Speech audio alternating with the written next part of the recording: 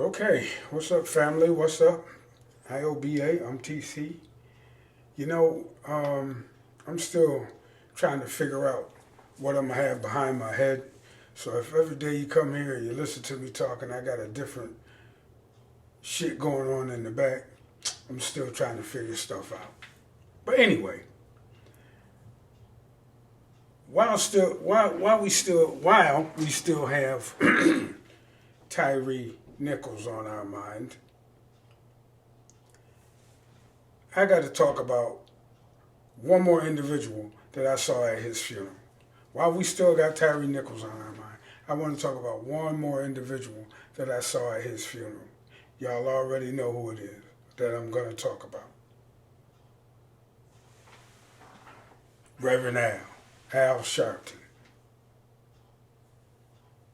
Al Sharpton, man, he's a funny looking individual. I mean, we already know his head, like like Professor Black Truth said, his head's getting bigger and his body seemed to be getting smaller. And who did their hair? No, that was TBA. What did they do to Al's hair? Now, I'm just an average brother. And me and Al Sharpton the same age. I think he might be a year older than me. So, I'm old like he is, so I could talk about the motherfucker. I remember Al Sharpton, I remember him when he was fat and had the motherfucking Jerry curl look. I remember all that. I remember Al from back in the, when did I first hear Al Sharpton? Around back in the 81, 82. Might have been earlier than that, but I've been following this motherfucker ever since, what was that girl named Tawana Brawley? I think that was her name from way back in the day. I don't know if her story turned out to be true or not, but Al, that's the first time I started noticing Al Sharpton. And Al, I don't know if everybody knows this, but he is an admitted FBI informant. I mean, you can find the video on YouTube where he admits to having worked with the FBI. So, if it was FBI or CIA, I'm not 100% sure, but I'm almost certain it was FBI. I'm almost certain he was working with the FBI back in the 80s, helping to trap drug dealers. So he was an FBI informant. To me, once you go with the feds, be it FBI or CIA, once you align yourself with them, they never let you go. So you always gonna be what you are. But hearing him speak at the funeral and knowing what I know about him, which Al Sharpton do I pay attention to? Which one? Because he clearly a Democratic shill. He clearly tried to get everybody to vote Democrat, vote blue no matter who. He been tight with Kamala Harris since day one, like he trying to get a job or something.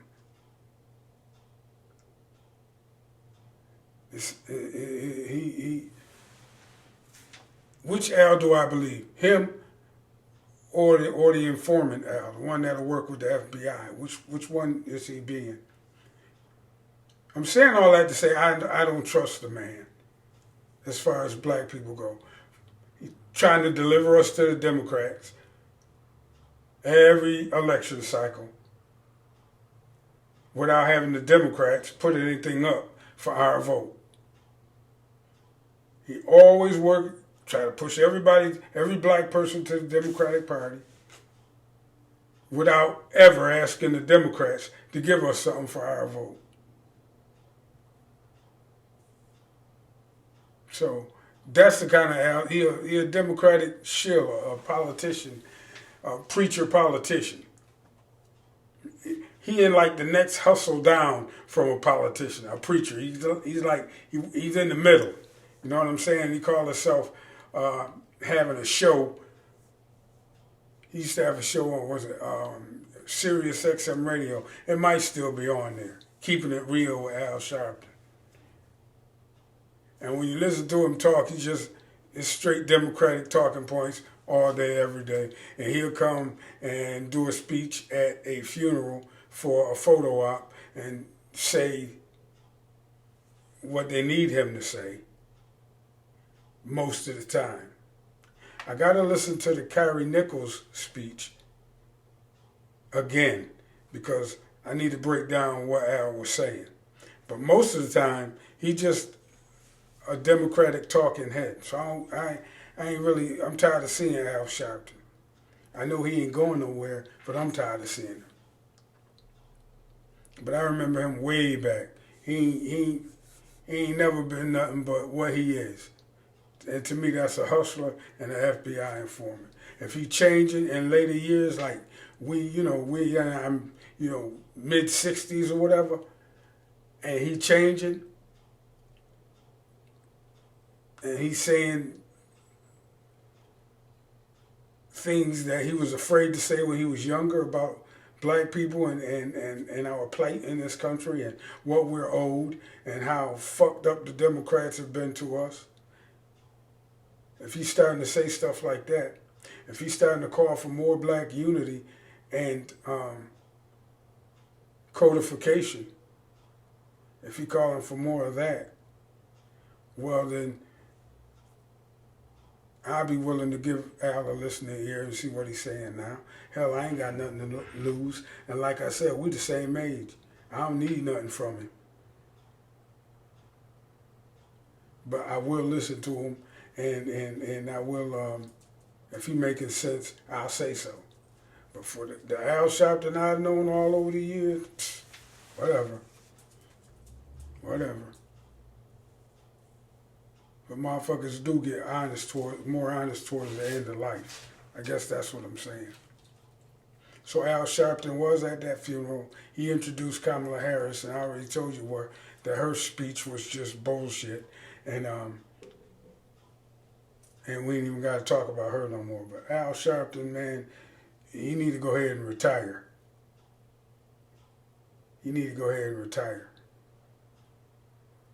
As far as like Benjamin Crump, he doing some shit I could never do. This dude was in Florida. Benjamin Crump was in Florida representing a woman in Bartow, Florida. That's not too far from where I live. Apparently the police down in Bartow, Florida was called because a lady information got stuck in a ATM machine.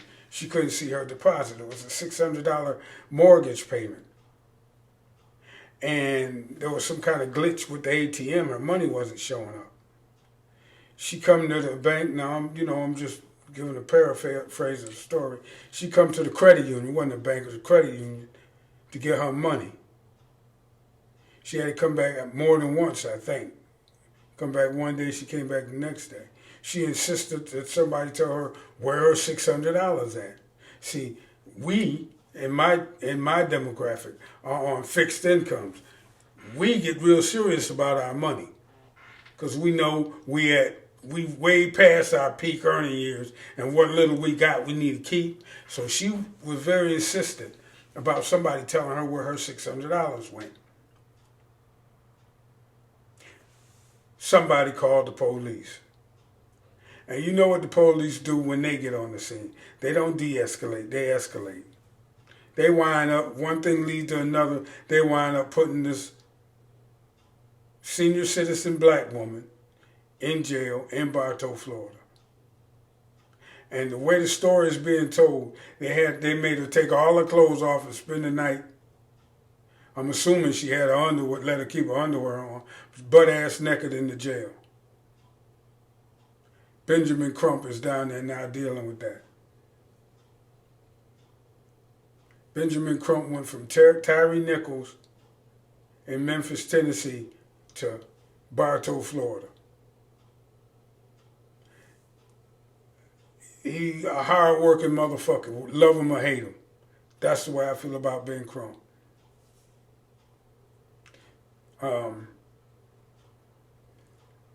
He probably going to take over for Al Sharpton, politically speaking, I bet. I could see that happening.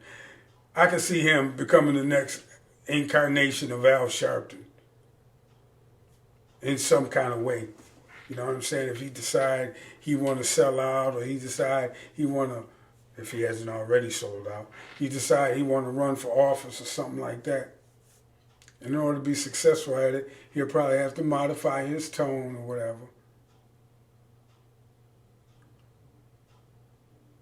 But Ben Crump is the hardest working lawyer I have seen in my lifetime. I mean, he easily up there with how Jesse Jackson used to move around. You know what I'm saying? He doing it like that.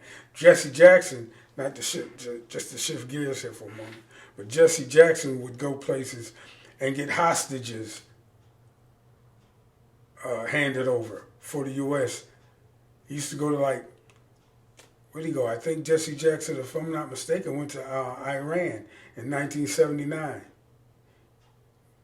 And went to Russia. He used to do shit like that. That's what Jesse Jackson used to do back in the day, get hostages free. He done went over and got Brittany Griner out of jail. Shit like that. That's the old Jesse. Now, I don't know if Benjamin Crump can do stuff like that, or he just going to work inside the country. But love him or hate him, you got to admire his work ethic. That's Benjamin Crump. And we got to have somebody out there fighting these cases. You got to have somebody. I ain't even going to say it. Yes, I am going to say it. I sincerely hope nothing ever happens to that brother. And I hope there's somebody just like him coming up behind him, but a little bit more angry.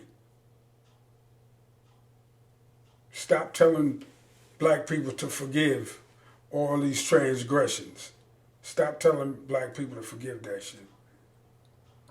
So that's what I feel about Ben Crump. But I do feel better seeing him rather than not seeing him. So that's where I'm at with Ben Crump and Al Sharpton.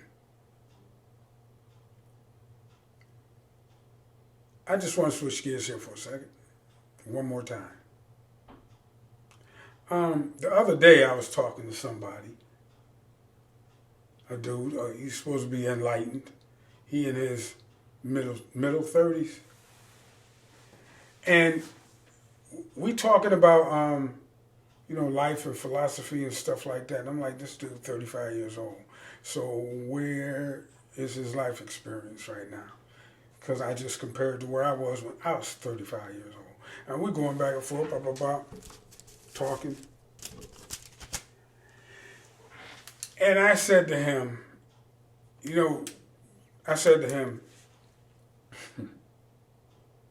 just gonna fuck with some people, because I know a lot of people starting to believe this shit.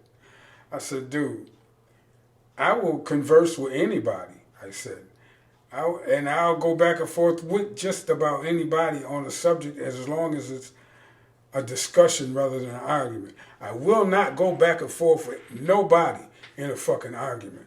But in a discussion, yes, I will. I said, but when they tell me some shit that is totally against anything I know to be true, and they are convinced of it, then me and that individual will have a disagreement that we ain't gonna never settle up on. We'll be able to agree on other shit, but sometimes they say something so outrageous to me, I will never agree with them on that point. That's how I discuss. So I really don't, that's why I don't debate people. I don't debate people, because debating to me, especially among regular folk, is a waste of time. like Dr. John Henry Clark. He was a great intellectual. And he said, I only debate my equals, all others I teach. That's what Dr. John Henry Clark said. Now, I ain't nowhere close to being in the stratosphere of a Dr. John Henry Clark, but I am at an age where I ain't got to argue with nobody about shit. Because most of the shit I talk about, I remember when the shit was happening. I got enough hood in me to know that there's always a fucking backstory. Some deal always gonna be made. And I got enough age on me to know what goes around comes around. Ain't nothing new under the fucking sun, and I seen it all before. The only difference is the players. The only difference is the players. But the scams, they stay the same. The politicians, they stay the same. It just goes on and on. But I like watching it happen. I like watching it play out. And I like talking about it. Anyway, that's enough for now, y'all. I'm just talking about some of the people that I saw at Tyree Nichols' funeral. Al Sharpton and Ben Crump. Yeah. Don't forget to hit the subscribe button on the way out. And I'll chit-chat with y'all again on the next one. Peace.